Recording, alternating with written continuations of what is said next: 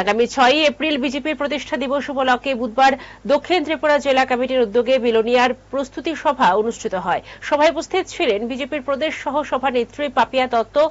জেলা সভাপতি দীপায়ন চৌধুরী, বিধায়ক মাইল আফরু মগ, বিধায়িকা স্বপ্না মজুমদার সহ অন্যান্য নেতৃবৃন্দ।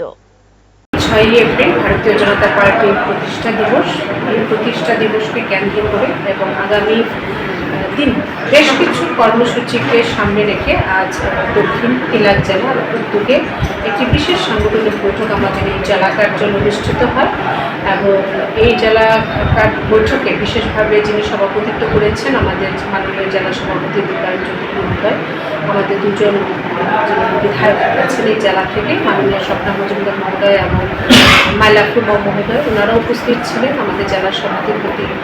দীপক দত্ত উনি উপস্থিত ছিলেন, প্রাক্তন জেলা সভাপতি শঙ্কর রায় থেকে শুরু করে আমাদের জেলা মন্ডল সভাপতি, সাধারণ সম্পাদক,